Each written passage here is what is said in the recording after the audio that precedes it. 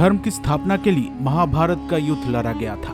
इस युद्ध में कौरव और पांडव दोनों पक्षों के लाखों योद्धा मारे गए थे, लेकिन इस युद्ध में कौरव परास्त हुए थे। पांडवों ने एक एक करके सभी कौरव महारथियों का वध कर दिया था। अंत में दुर्योधन और भीम में गदा युद्ध हुआ, जिसमें भीम ने दुर्योधन को घायल कर दिया। इस दौरान दुर्योधन और भगवान श्री कृष्ण में कुछ ऐसी बातचीत हुई थी जिस बारे में बहुत कम लोग जानते हैं। आज का ये वीडियो इस वृत्तांत पर आधारित है। महाभारत के शल्य पर्व में इस कहानी का उल्लेख मिलता है। कुरुक्षेत्र में सभी कौरव महारथियों के मृत्यु के बाद दुर्योधन और भीम का गदा युद्ध हुआ। इस युद्ध में भीम किसी भी तरह दुर्योधन को परास्त नहीं कर पा रहे थे।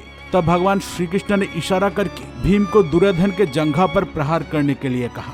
भगवान श्री कृष्ण की बात मानकर भीम ने दुर्योधन के जंघा पर प्रहार करके दुर्योधन को घायल कर दिया। पांडव दुर्योधन को बहुत भला बुरा कह रहे थे। ये देखकर श्री कृष्ण ने उनसे कहा, मरे हुए शत्रु को फिर से मारना उचित नहीं है। अधर्मी दुर्योधन तो उसी वक्त मर चुका था जब विदुर, द्रोणाचार्य, कृपाचार्य और भीष्म के बार बार समझाने पर भी उसने पांडवों को अपने राज्य का भाग नहीं दिया। ये पापी अब किसी योग्य नहीं है। वो ना किसी की शत्रु है, ना किसी की मित्र है। इसलिए अब इसे कटु वचन कहने का क्या लाभ है। भगवान श्री कृष्ण के मुंह से इन बातों को सुनकर दुर्योधन बहुत क्रोधित हो उठा। उसने श्री कृष्ण से कहा, अरे कपटी कृष्ण, तुमने छल के सिवा और क्या किया है? मैं जब भीम के साथ गदा युद्ध कर रहा था तब तुमने उसे मेरे जंघा पर प्रहार करने के लिए कहा था। तुमने अधर्म से मुझे परास्त किया है। तुम्हें लज्जा नहीं आती? हमने इस युद्ध में सरलता से युद्ध किया था, लेकिन तुमने छल करके सारे कौरव महारथियों का वध करा दिया। भूरिश्रवा जब सात्विकी से युद्ध कर रहा था तब तुमने पीछे से अर्जुन को उस पर प्रहार करने के लिए कहा था। तब अर्जुन ने भूरिश्रवा का हाथ काट दिया था। तब तुमसे प्रेरित होकर सात्विकी ने उनका वध किया था। अगर पितामह भीष्म को तुम लोग छल से ना मारते तो क्या तुम ये युद्ध जीत पाते? तुमने शिखंडी को आगे करके अर्जुन से भीष्म का वध कराया था। क्या गुरु द्रोण को बिना छल के मार पाने का सामर्थ्य तुम में था? जब गुरु द्रोण को किसी तरह तुम लोग परास्त नहीं कर सके तब भीम ने अश्वत्थामा नाम के एक हाथी का वध किया और चारों ओर ये बात फैला दी कि अश्वत्थामा मारा गया है। जब पुत्र शोक में द्रोणाचार्य ने अपना शस्त्र त्याग दिया तब तुम लोगों ने उनका वध कर दिया।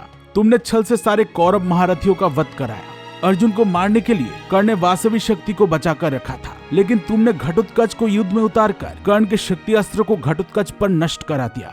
जब कर्ण अपने सर्पमुख बाण से अर्जुन का वध करने जा रहे थे तब तुमने अर्जुन को बचा लिया। जब कर्ण के रथ का पहिया भूमि में धंस गया था, जब वो शस्त्रहीन था, तब तुम्हारे कहने पर ही अर्जुन ने छल से उसका वध कर दिया। अगर तुम कर्ण, भीष्म, द्रोणाचार्य और मेरे साथ नियमानुसार युद्ध करते तो तुम्हारे पक्ष की कभी विजय नहीं होती। तुमने छल के सहारे ही पांडवों को जीत दिलाई है। दुर्योधन की इन बातों को सुनकर भगवान श्री कृष्ण ने कहा, गांधारी नंदन, तुमने हमेशा अधर्म के मार्ग पर चला, इसलिए तुम्हारे पुत्र और जिन्होंने तुम्हारा साथ दिया था वो सभी मारे गए हैं। कर्ण भी मित्रता निभाने के लिए हमेशा तुम्हारा साथ दिया, इसलिए वो भी मारा गया है। युद्ध से पहले जब पांडवों ने तुमसे सिर्फ 5 गांव मांगे थे तब तुमने उन्हें वो देने से इनकार कर दिया। जब तुम छोटे थे तब भी तुमने भीम को विष पिलाकर मारने की कोशिश की थी। तुमने लाक्षागृह में पांडवों को जलाकर मारना चाहा। द्यूत में तुमने पांडवों का राज्य छीन लिया। भरी सभा में तुमने कुलवधु द्रौपदी का अपमान किया। तुम्हारे इन अधर्मों के कारण ही तुम इस युद्ध में परास्त हुए हो। तुम लोगों ने कुरुक्षेत्र में बालक अभिमन्यु को घेर कर उसका वध किया। क्या वो धर्म था दुर्योधन? भीष्म पांडवों को परास्त करने के लिए ही युद्ध भूमि में विध्वंस कर रहे थे, इसलिए शिखंडी के द्वारा उनका वध कराने में कोई अधर्म नहीं था। धर्म को छोड़कर द्रोणाचार्य ने तुम्हारा साथ दिया, इसलिए धृष्टद्युम्न ने उनके साथ जो किया उसमें कोई अन्याय नहीं था। अगर मित्रता के खातिर कर्ण अधर्म का साथ नहीं देते तो वो मारे नहीं जाते। क्या पांडवों ने कभी तुम्हारे साथ कोई अन्याय किया था? क्यों तुमने सदा उन्हें कष्ट दिया? पांडवों ने अपने बाहुबल का आश्रय लेकर क्षत्रिय धर्म के अनुसार ही युद्ध जीता है। तुम पापी हो, इसलिए ही तुम मारे गए हो। तुमने कभी शास्त्रों के उपदेशों को नहीं सुना, बड़े बूढ़ों की बात नहीं मानी। तुम्हारे लालच के कारण ही ये युद्ध हुआ है, इसलिए तुम इसका परिणाम भोगो। भगवान श्री कृष्ण की इन बातों को सुनकर दुर्योधन ने कहा, मैंने हमेशा दान धर्म किया है और दुश्मनों के सर पर पैर रखकर मैं खड़ा रहा। मेरे जैसे उत्तम मृत्यु किसको प्राप्त हुआ है?